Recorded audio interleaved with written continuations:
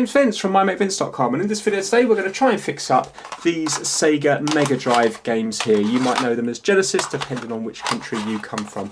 So these were sent in, they're all faulty, these were sent in by Mike from One Up Gaming Limited. He's got an eBay shop here in the UK, so if you're looking for gaming related things, check out his store, you might find what you're looking for. So as you can see, my Mega Drive here is working, yet if I was to turn it on and just quickly go through each of the games, none of them are coming up with anything. So this one here is World Cup Italia 90, and I just have the black screen. And I've wiggled them back and forth a few times. Now I'm pretty sure Mike would have tried cleaning them. So he might have even opened them up and tried reflowing a few things in there. This is an interesting one. Can you see it's got the 2 extra controller ports for Micro Machines.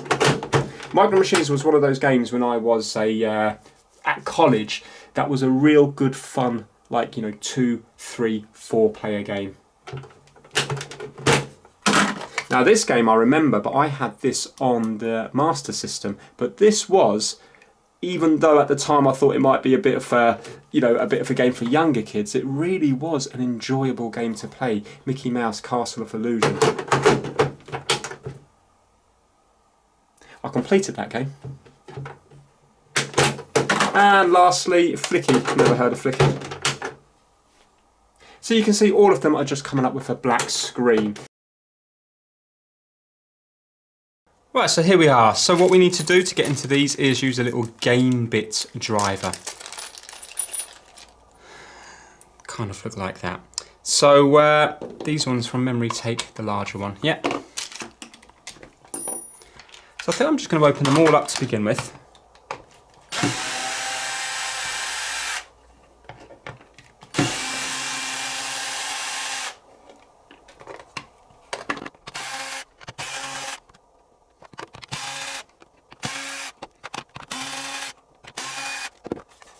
Now this one hasn't got any obvious screws on it.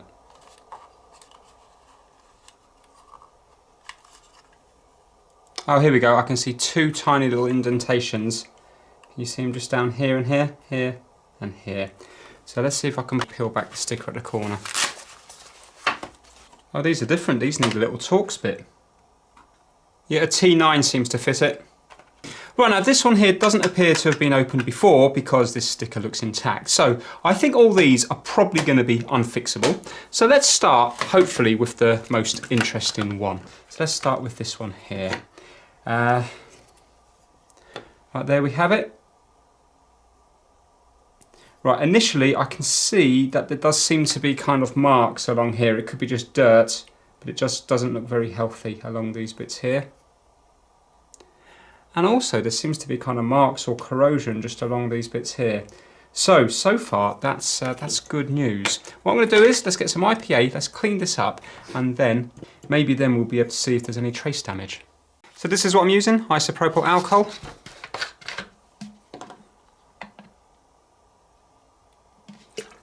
This is 99.9%. Right, so while I'm cleaning this, let's give a big shout out to the My Mate Vince Massive. And this month that consists of Saturnine Cinema, Robert Hughes, Operational 117, KitDigital.com, he's got his own repair shop in the UK, Cassie Clark, Kip Hakes, he's got his own YouTube channel, tech, and also he's a bit of a roller coaster junkie. And the latest member is Max Rokotansky. I love saying that name. So yeah, massive thanks to all the members of the My Mate Vince Massive, and also everybody else that supports these videos on Patreon. Right, okay, let's have a look now at all these little traces here, because they do not look good at all. So let's zoom right in. Okay, so I've got my meter set to continuity, and now I'm going to go between each of the pins and the points. Brilliant. Straight away you can see we've got nothing there. That's just that's fantastic, because it means that hopefully it's not going to be anything to do with these main chips here. Right, where does this go? This goes all the way around to here, does it? So we've got nothing here either. Oh yes we have. Oh, we have. Oh. Let's just double check now. Definitely got nothing there though.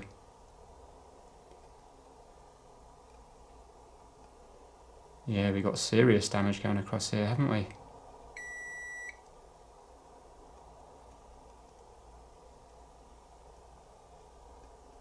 You can see I'm just following the trace. There's nothing there either. Loads of these are damaged. Brilliant. Well, do you know what? I don't need to go across all of them. You can see we've definitely got damaged pins. That one's gone as well. So I think, do you know what? I think they could all be gone. Let's just have a little look on this side, see what's going on. This is probably gone as well. I wonder what's happened here. Does that go to that one there?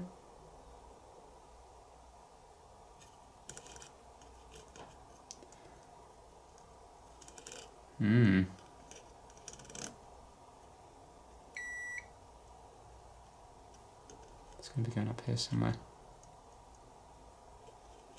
Right, what I'm going to do is I'm going to get a fiberglass pen and I'm going to rub across these ones here and also just the top and across here. I'm going to keep away from the contacts themselves, just along the top, and then we can see what needs doing.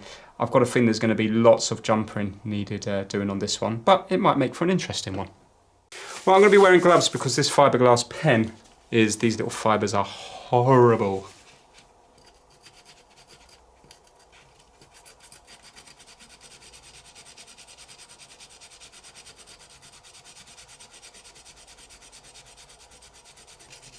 What I'm doing here is I'm just wearing away the green silk screen on top of it to expose the copper underneath it, and it will allow me to solder onto it and also to see what the damage is. And I'm just going to do the other side as well. While I've got the IPA out, I'm just going to clean up the controller ports a bit. Now let's zoom right in. Okay, so now we can see, look, is that a break there?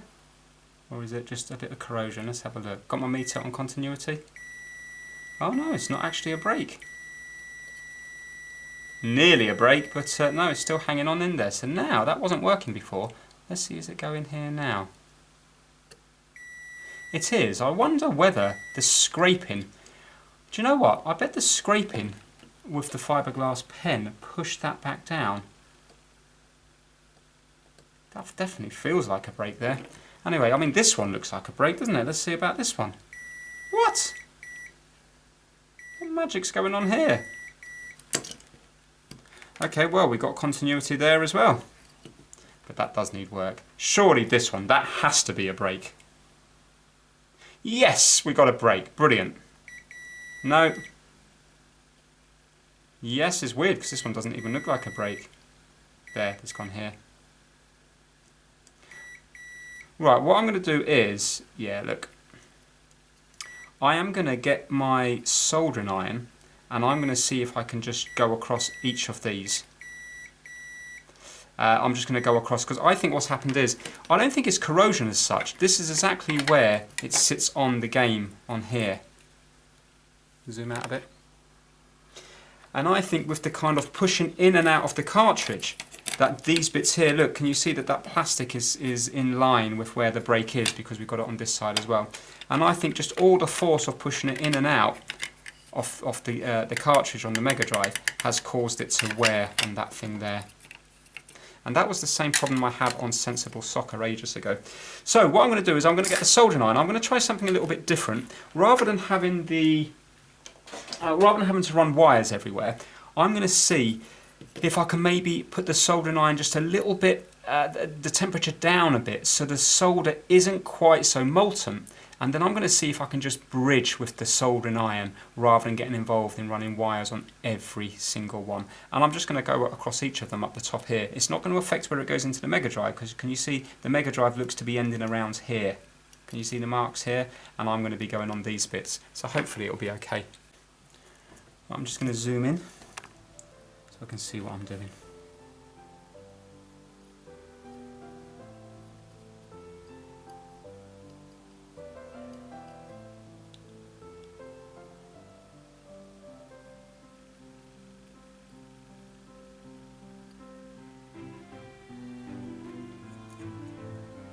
I know I've got no flux on it, and I'm actually doing that on purpose because I kind of want the... I don't want it to flow down here or up here, I want it just to bridge.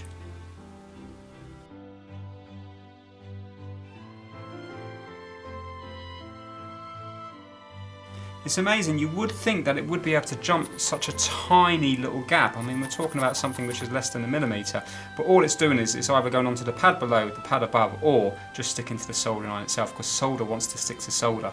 I just thought at a lower temperature, I thought I might be able to get it to bridge over.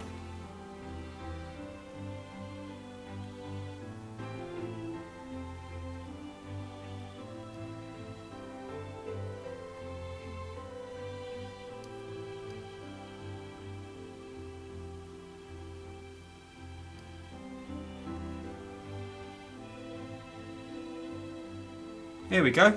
I've lowered my temperature right down to 200 degrees Celsius now.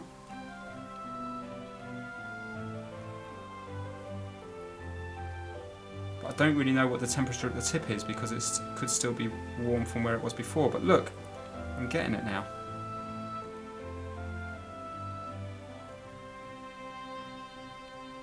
Thing is, I wonder whether it's going to be a weak join.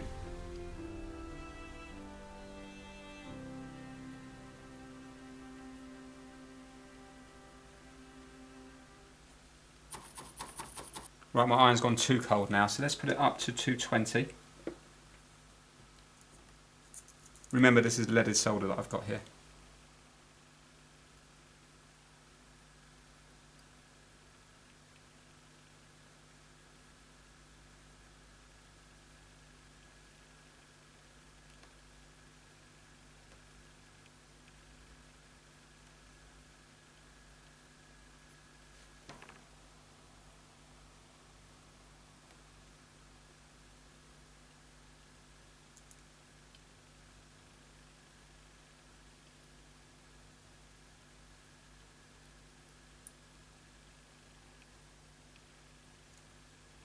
Well, on my iron anyway, 220 degrees Celsius seems to be the sweet spot. I'm just going to find out at what temperature leaded solder melts at. 187 Celsius.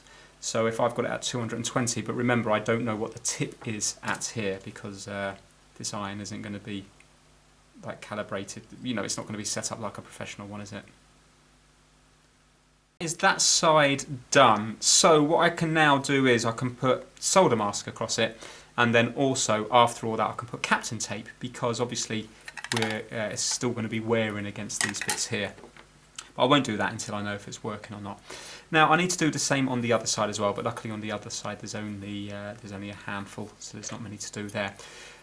Now, I think I know that that is a bodge job, but is it an acceptable job to do that or not? Or if the solder's not completely... I mean, the solder was obviously melting, but it wasn't like really, really molten, you know, it wasn't flowing really fast. And that allowed me to do the bridges on, because, you know, across from there to there. Now, is that an acceptable job or is that a complete and utter bodge job? What's the downside? What's the cons of doing it like that? Because if I had to, once I got the right temperature, which on my iron was 220 degrees Celsius, it didn't take that long to do. Yet if I had to run a wire on every single one of them, which I know would be a better job, I do know that, but if I had to run a wire on every single one of them, that would have taken me like 10 times the time, if not, probably maybe even 20 times the time. So if there was just one trace gone, yeah, of course run a wire, but when you've got loads like that, is it okay to do that, or is that well known to be a really, really bad job? Please add it to the comments down below, and then I'll know for future. But I quite like the idea of that, because all I'm doing is the solder's doing the jumper rather than running a wire. And it feels, I don't know, it feels strong to me. Right, let's do this side here.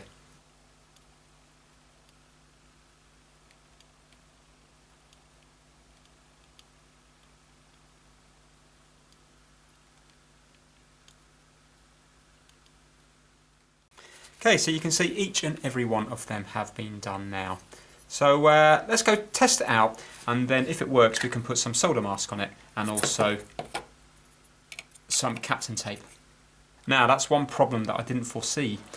You see, because obviously I have lumps of solder on the exact point where they've gone, and now when I put Captain tape on as well, what it's going to do is it's going to push out the tape, the cassette. But because it's going to be screwed here, I think it's going to be okay. Let's see if it still fits in the Mega Drive. Here we go. Still fits. We're in. Now, is it going to work? Come on, do something.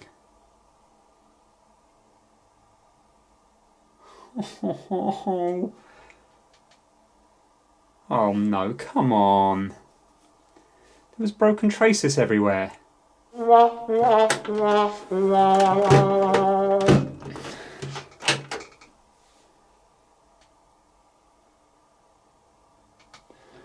No.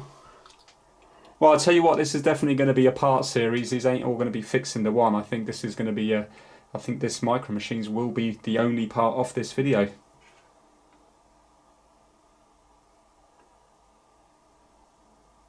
No. Oh, so when I press reset, that comes up. No, right, okay, let's, I'm going to check for continuity between each of the pads at the bottom to see if they get to where they should be going. Yeah, when I press reset, that definitely comes up, but that could have happened before. I didn't check that before. Yeah, still not successful. Right, let's march on. Right, let's check these traces just in case one of them hasn't made.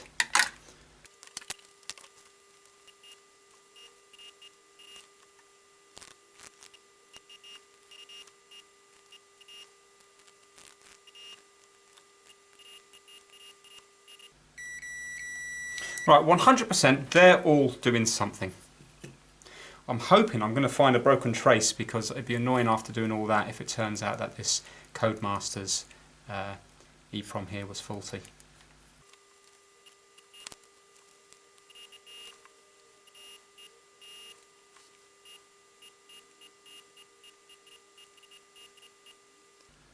Excellent, good, good, good, good. We found one here. That must be broken there, maybe.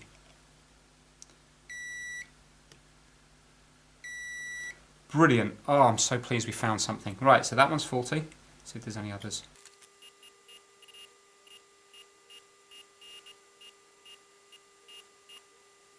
Amazing. That one's not working either. And those ones up here look to be perfect.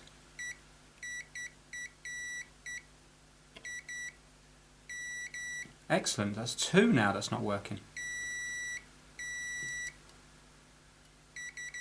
Brilliant, I'm so happy with that. Right, so now let's start with this one here. That should be an easy one to do.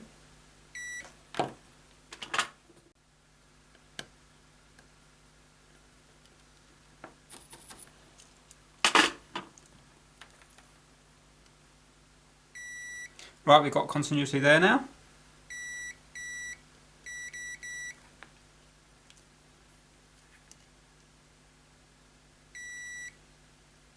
The other one was this one here. Right, now that one is the gap is way too big. So let's put a little bit of put a bit of wire in between that one there. I'm just going to use one strand out of a data cable, you know, like a Cat5e cable. This is pure copper. Not copper-clad aluminium. Watch out for those cables.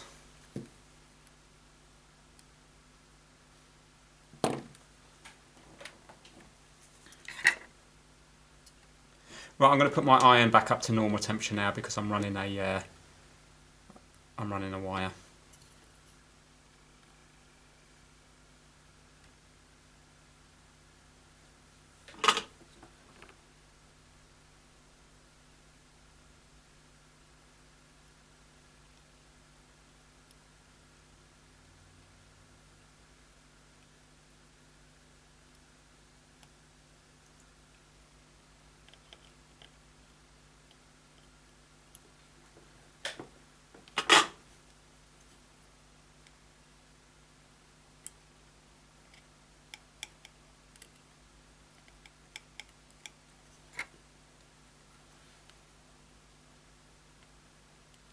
Okay, that feels like it's on.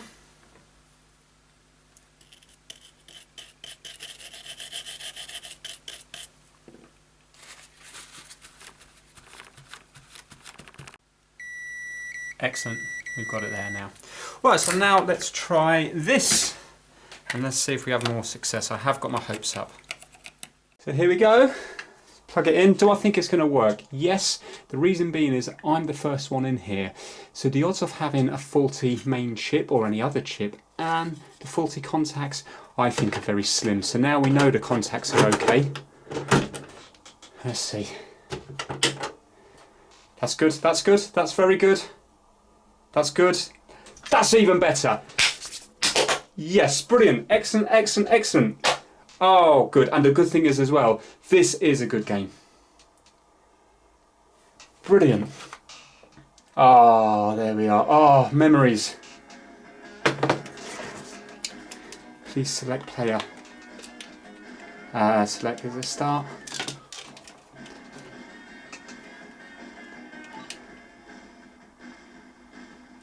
Who should I be?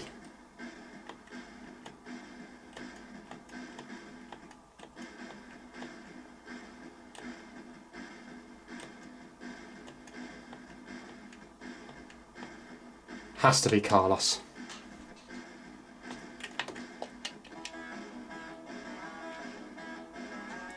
This is just on RF, that's why it looks so bad.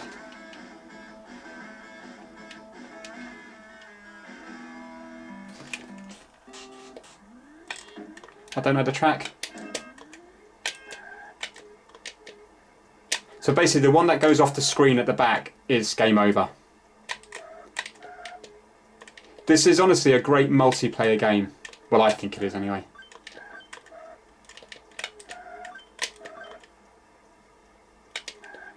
Oh, hold on a minute. Maybe this is different. Maybe this isn't, because I should have gone off there because he beat me out of the track. No, okay, this must be just a certain amount of laps.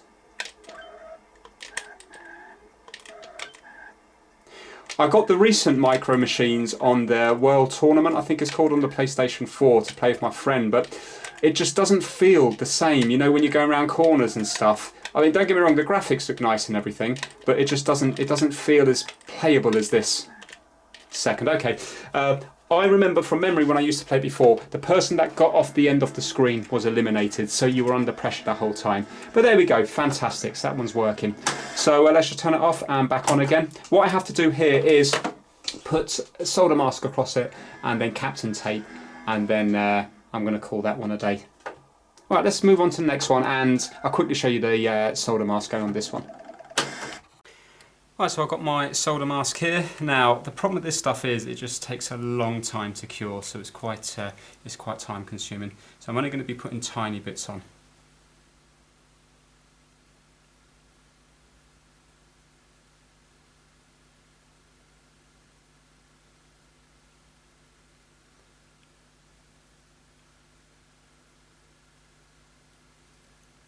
Right, so you can see it's all on that side there now. So what I'm going to do is I'm going to let this side cure, and then we'll move over to the other side. To make it cure, you need a little UV light.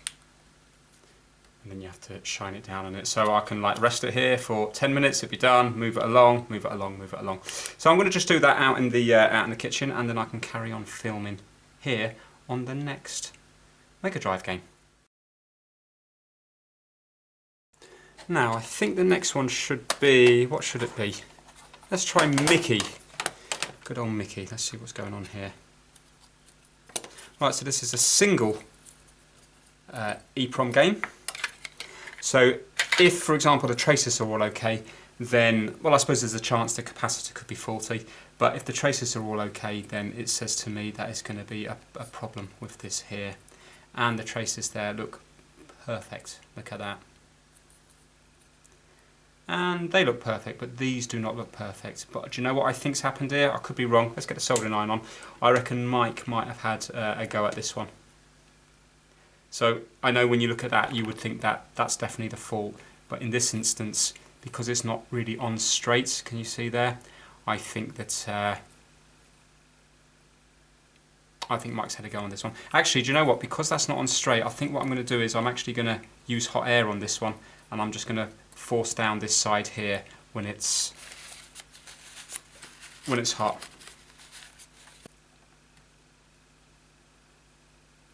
After I've got the chip flat, then I'll go across each of them and reflow them with the soldering iron.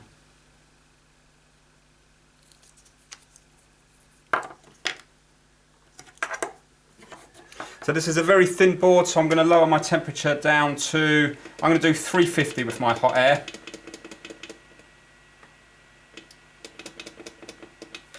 And I've got my airflow 5 out of 8. Let's see how we get on with that.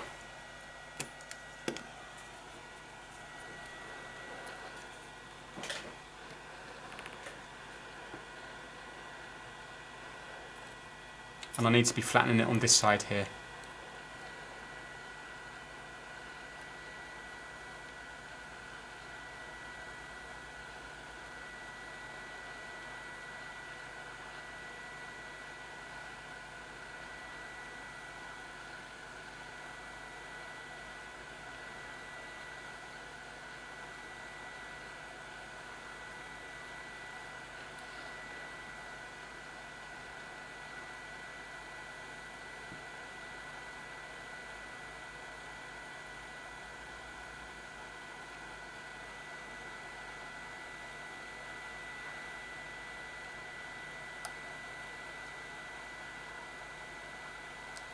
Right, I heard a bit of a click there.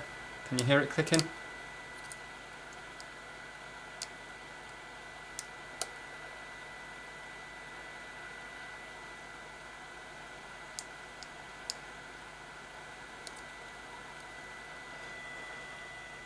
Yeah, that's flat. Now I'm just going to get the soldering iron on.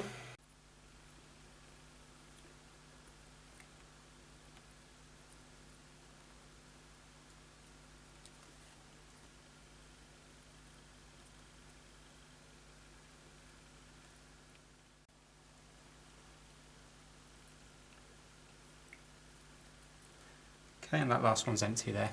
Right, let's give that a little clean up and then check for continuity.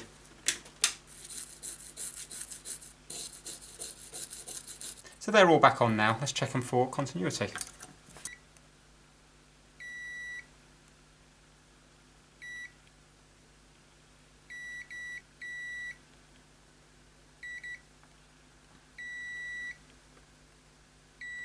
Right, well they're certainly okay that side. Now I'm just going to check this side here.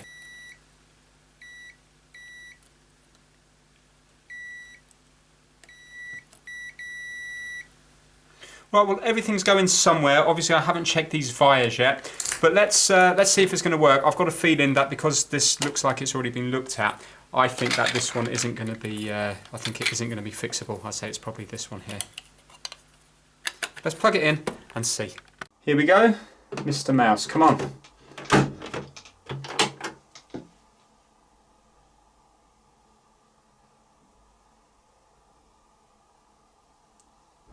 No.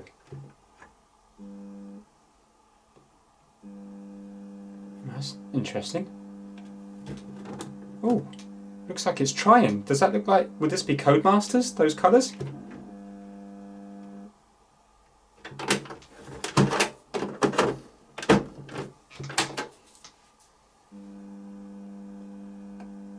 Again, it wasn't doing that before.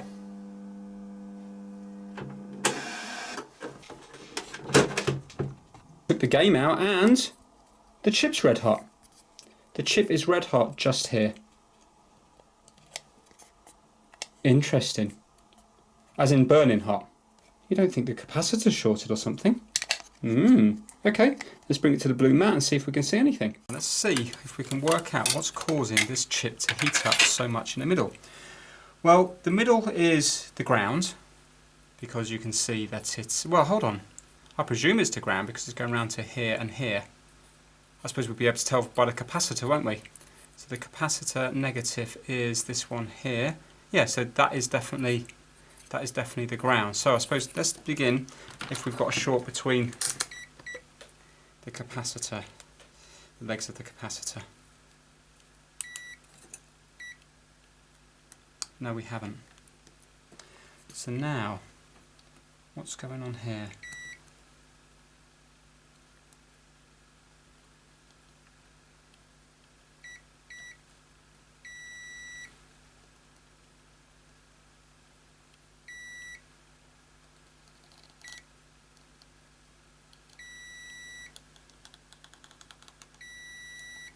Okay, well we haven't got a short between the ground.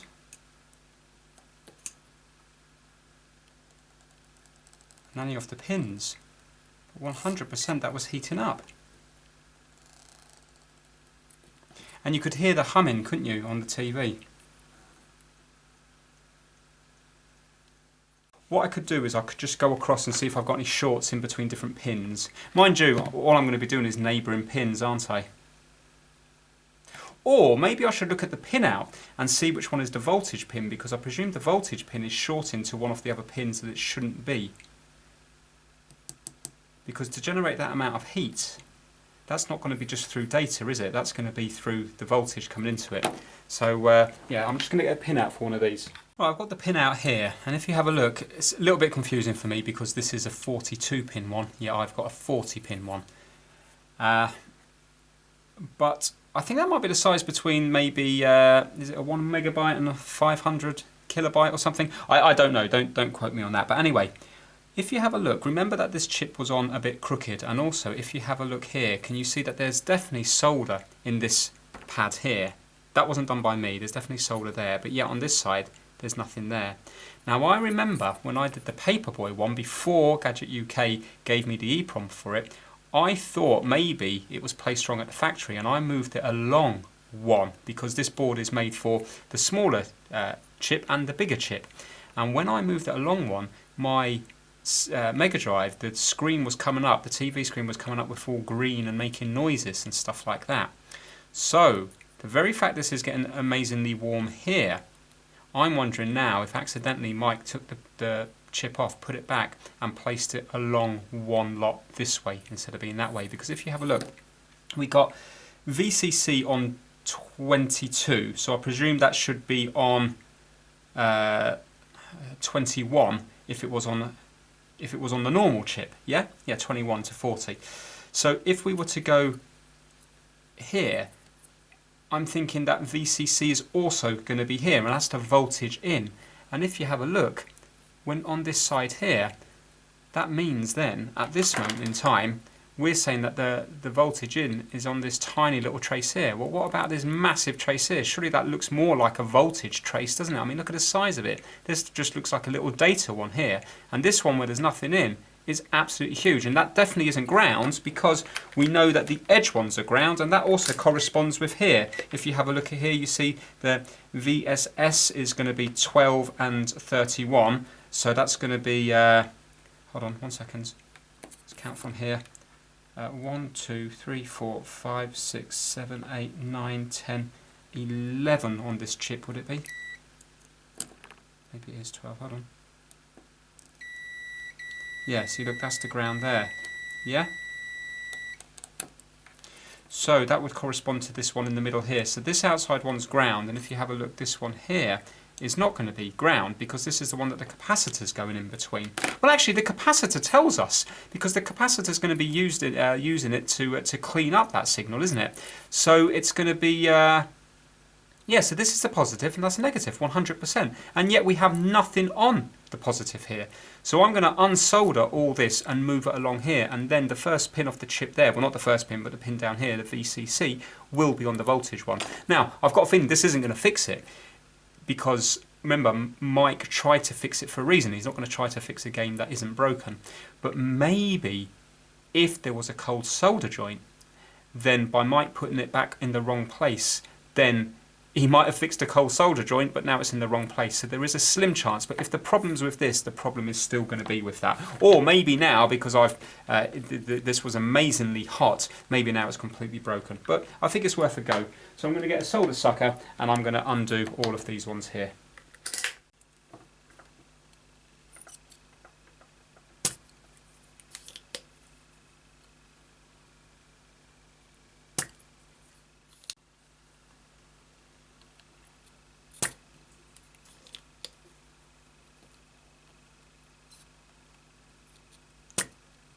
Just trying to make the pins in the middle of the hole.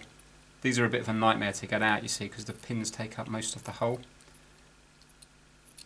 So I might have to get hot air on it. Right, I think they're in the middle. Let's see if now if it's going to ease itself out. Oh yes it is. Yes, come on. Whoa, that was painless enough actually. Excellent. Right, so I have to make sure now because I've already forgotten which way it goes on. I have to make sure now that the voltage pin is on this one here. So it needs to go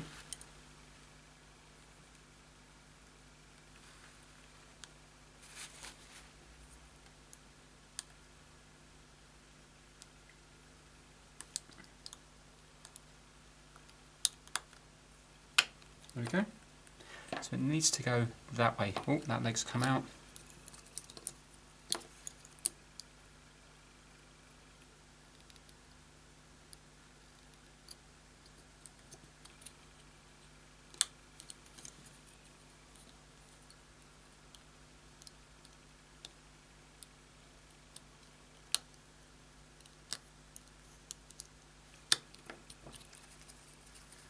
There we go.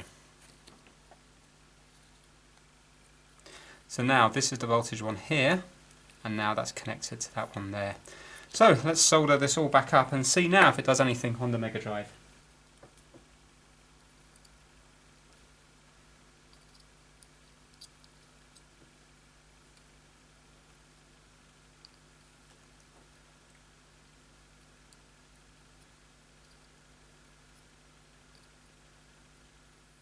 There we go.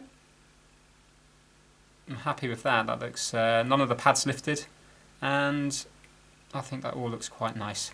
So now let's plug this back into the Mega Drive when it's attached to the TV, and let's see what it does now. Here we go. I have my hopes up yet again. You can do it, mouse. Come on, come on, come on, come on, come on! 2 out of 2! Do some more, do some more. Let me hear that music. Oh, Once Upon a Mouse. Memories, memories. Oh, how good is that? Oh, Mickey. Oh, well, look at that. So we have Mickey. Let's just get an apple, see if... yeah, there you go, that's how you shoot.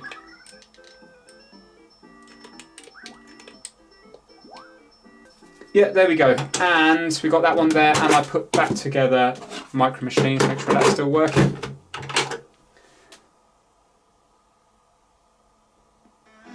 Yeah, there we have it. So, I'm going to call it a day there on this particular one because I think this video is going to be long enough. But what an amazing part one. So massive thanks to Mike for sending these out to me. For some reason, Mike has a knack of everything he sends me makes a good video, and I don't quite know why that is. It just happens to be. So I think what it is because Mike does the initial fault finding, and if it's something simple, obviously he's going to fix it himself. But then you see, if it's something a little bit more involved, then he's going to send it to me. So it means I'm not going to have a boring fix where, for example, all I have to do is clean the contacts here.